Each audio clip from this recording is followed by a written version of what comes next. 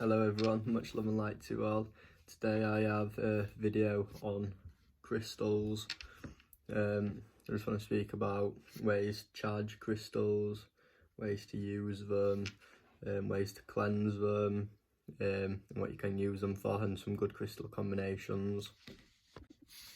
First, I'd like to speak about how to cleanse your crystals. How to cleanse your crystals. It's important to cleanse your crystals because probably once a month at the least, because most crystals, they all connect, like they all soak up negative energy from you and from your surroundings, and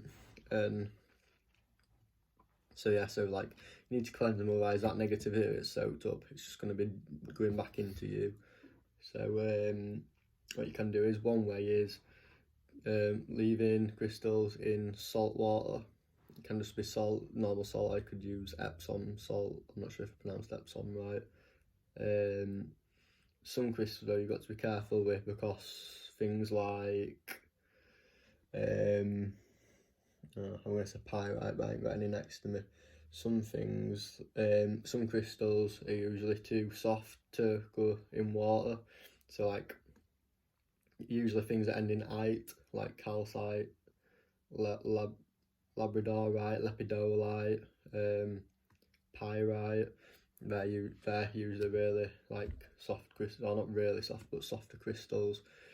There's a scale to work out how hard they are. It's called, I think it's called the MOHS scale. It just sort of tells you how hard the crystal is. I think it's, if it's above, don't take this advice like this. The next bit that I say, I'd Google it before actually put it into practice, because I can't quite remember the number. I don't want you ruining your crystals. I believe it's, if it's over 6 or above, then we're safe in water, or it might be 7 and above. But you're best off doing your own research really. So yeah.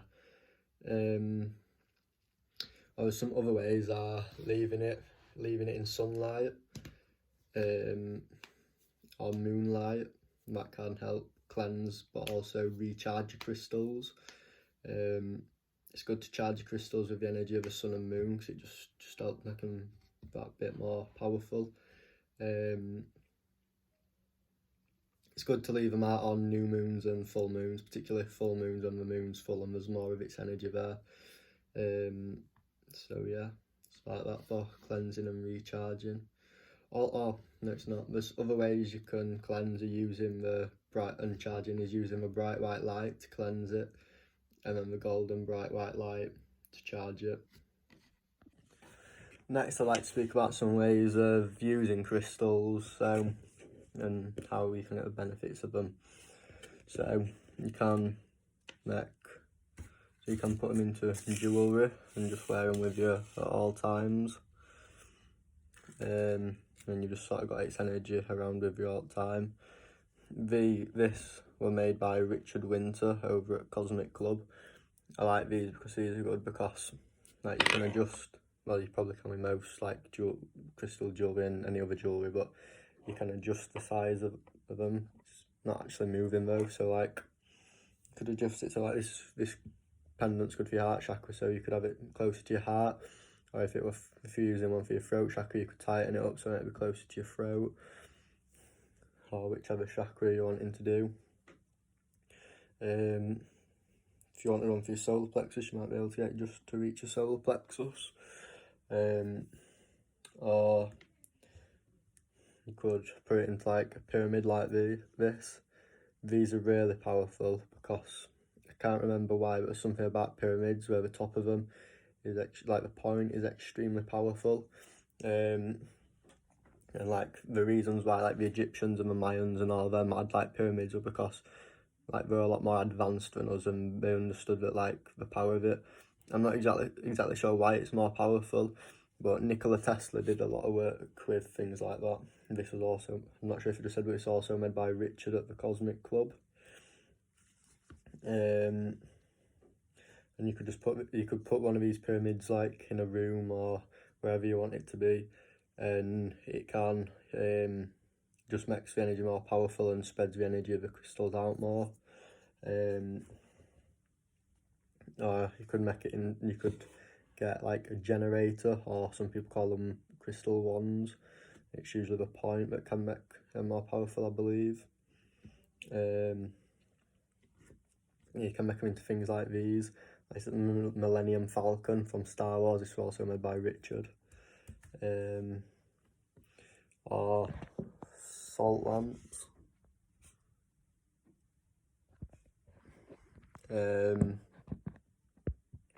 Just trying to think if there's. So you have other ways of like having them, or you can make crystal pendulums. So yeah, so ways of using crystals, you can just simply sit with them in meditation.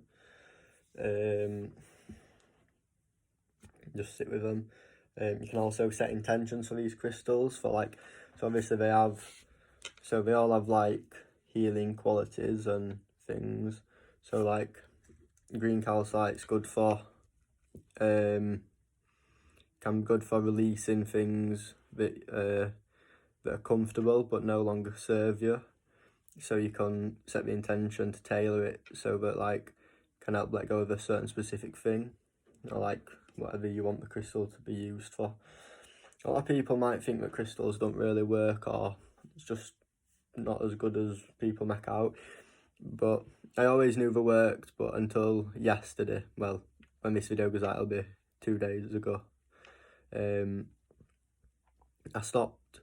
So I'm using green calcite at the minute, and I'm trying, because it's good for releasing addictions and letting go of things that are comfortable. So it's what I need at the moment, and I stopped using these yesterday because it was start of the spring equinox, and I heard that citrine is a good crystal to be using on the equinox. So about halfway through the day, I started wanting the things I'm trying to let go of quite badly. So I've actually witnessed the full like potential of the crystals. It's good to set the intention once the crystals have been charged, but you can set them at any other time, or you can reset the intention of a crystal. So yeah, you can meditate with them, you can just keep them with you at all times, or like it's my tarot deck gifted to me by my friend Sharon. She has a Facebook page. I'd appreciate it if you'd go check that out. Good Karma is the name of the channel. So it's good to keep crystals like with your cards. I like to keep celestite with mine because like it's good for connecting to your higher self and your soul guides. And obviously if I'm reading cards and everything, I'm going to want them to be connected to like my guides and stuff, so I can get the right information and everything. So yeah. So some good crystal combinations is what I'm going to speak about next. At the moment, I'm using green calcite, green ametrine, green aventurine, and this emerald pendant with emerald, magnetite, and shungite in it. These are all good crystals for your heart chakra, and I'm working on that at the moment. Another good combination is smoky quartz and moldavite. Moldavite though, like it may look really small, but moldavite is one of the most powerful crystals, if not the most powerful crystal out there.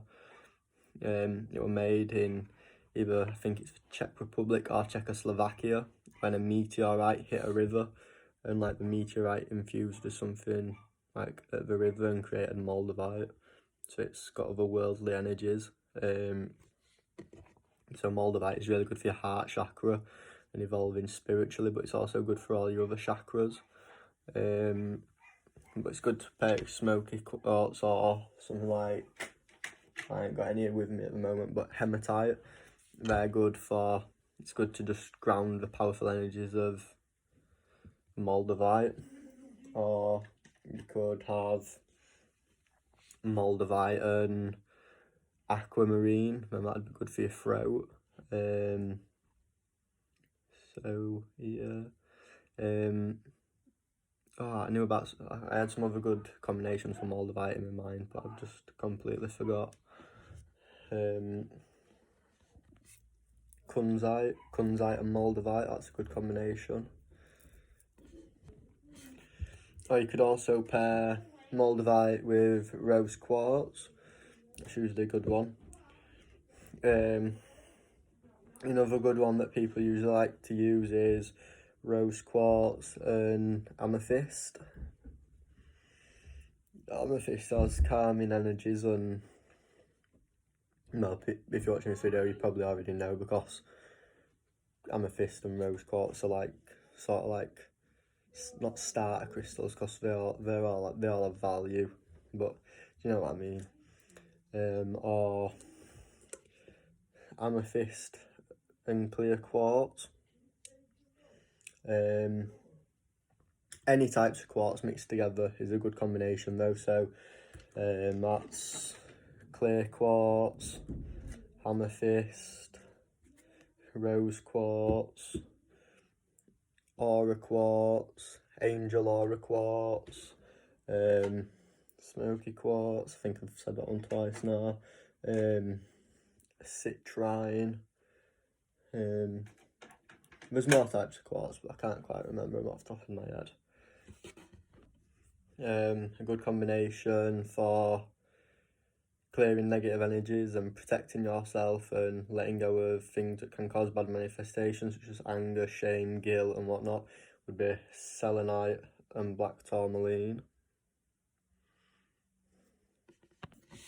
You can combine crystals based on the colours together, so like green crystals or say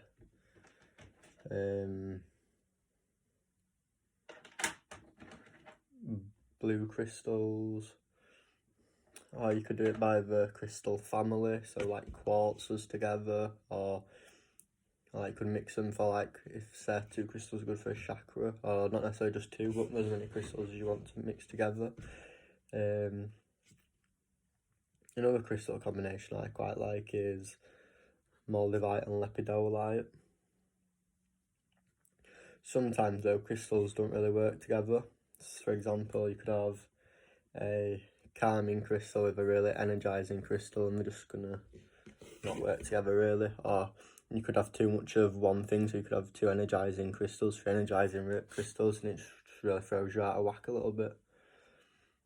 I forgot to really talk about moldavite and how powerful it really is. For some people who might not be ready for it, not ready for the healing and the change and transformation it brings, it could just be a bit too much, so you really need to make sure you're prepared for it. And if you're not fully prepared, or even if you are prepared but it's still slightly overwhelming, just don't keep it with you at all times. Take a bit of time between using it, or just meditate with it instead. So yeah, I hope everyone found this video helpful. And if you want any more videos like this, or any videos to do with crystals, or just any types of videos in general, please let me know what you'd like to see and what you wouldn't want to see. So and obviously I can cater my content to what people want and will enjoy more. Thanks for watching.